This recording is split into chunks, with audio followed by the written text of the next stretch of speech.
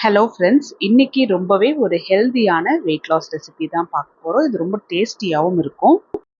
இன்னைக்கு நான் உங்களுக்கு மக்காச்சோளம்ல தான் ஒரு ரெசிபி செஞ்சு காமிக்க போகிறேன். இது ரொம்பவே ஹெல்தியாக இருக்கும். இனி வர வீடியோஸ்லேயுமே நார்மலான அந்த வெள்ளை ரவாக்கு பதிலாக நம்ம இது போல் கார்ன் ரவாவை ரீப்ளேஸ் பண்ணி செஞ்சு ட்ரை பண்ணி பார்க்கலாம்.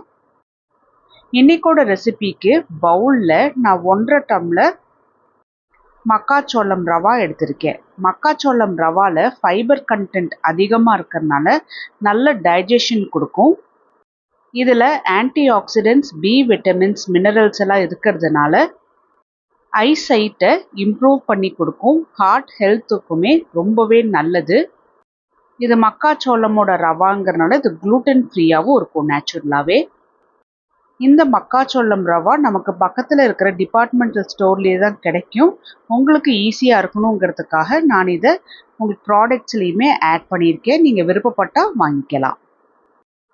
கடாய் கொஞ்சமாக சூடான உடனே இந்த மக்காச்சோளம் ரவாவை கொஞ்சமாக சூடாகிற அளவுக்கு வறுத்து எடுத்துட்டு திரும்பவும் அதே பவுலில் ட்ரான்ஸ்ஃபர் பண்ணி வச்சிடலாம்.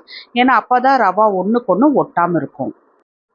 அதே கடாயில் நான் 2 டேபிள் ஸ்பூன் செக்கு கடலெண்ணெய் தான் யூஸ் பண்ணியிருக்கேன். அதை நான் வீட்டில் இருக்கிற எல்லாருக்கும் சேர்த்து செய்கிறதுனால நான் 2 டேபிள் ஸ்பூன் எண்ணெய் ஊற்றியிருக்கேன்.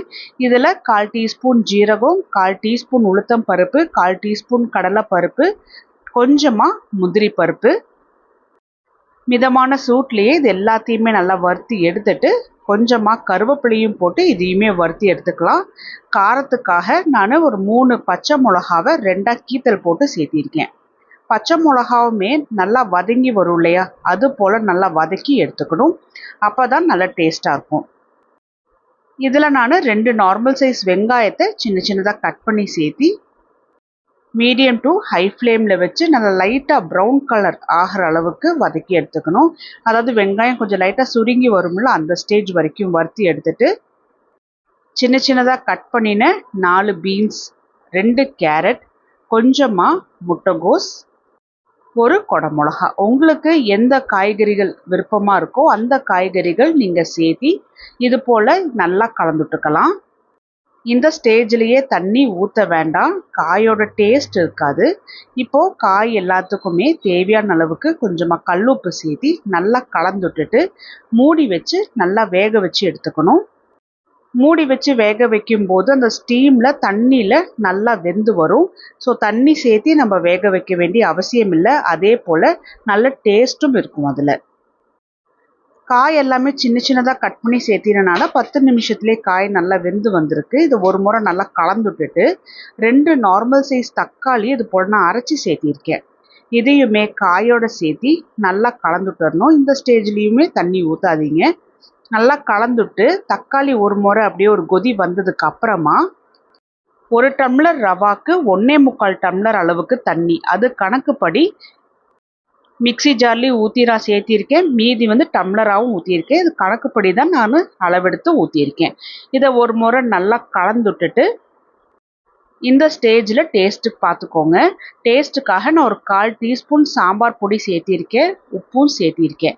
இப்போ இது எல்லாமே நல்லா ஒரு முறை கலந்துட்டுட்டு கொதிக்க வச்சிடலாம்.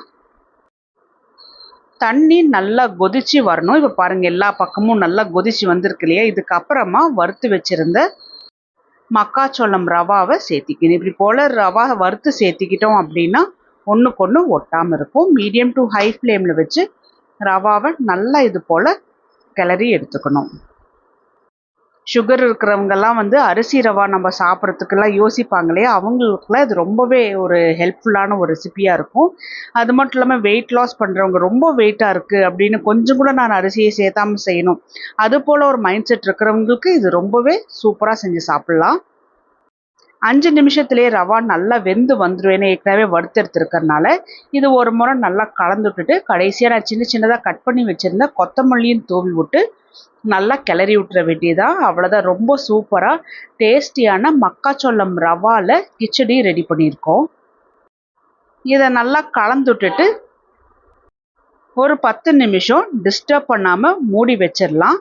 இன்னும் கொஞ்சம் ரவா நல்லா உபரி ஆகிட்டு வரும். அதுக்குள்ளே சட்னி ரெடி பண்ணிடுவோம். மிக்சி ஜாரில் சின்ன சின்னதாக கட் பண்ணி 2 துண்டு தேங்காய், 3 டேபிள் ஸ்பூன் பொட்டுக்கடலை, காரத்துக்காக 3 பச்சை மிளகா, கொஞ்சமாக கொத்தமல்லி, தேவையான அளவுக்கு உப்பு. இதை முதல்ல நல்லா அரைச்சிட்டு அதுக்கப்புறமா தேவையான அளவுக்கு தண்ணி சேர்த்து நல்லா அரைச்சி எடுத்துகிட்டு வந்துடலாம். எனக்கு கமெண்ட் வந்திருந்தது, நான் மிளகா ஜாஸ்தி சேர்த்துறேன்னு. உங்களோட டேஸ்ட்டுக்கு ஏற்ற மாதிரி நீங்கள் சேர்த்திக்கிங்க. ஒவ்வொரு இடத்துல மிளகா காரமாக கிடைக்கும், ஒவ்வொரு இடத்துல நம்மளுக்கு காரம் கம்மியாக கிடைக்கும். ஸோ அதுக்கேற்ற மாதிரி சேர்த்திக்கோங்க. கடைசியாக நான் தாளித்து போட்டுட்டு சட்னியை ஒரு முறை கலந்து விட்டுட்டேன்.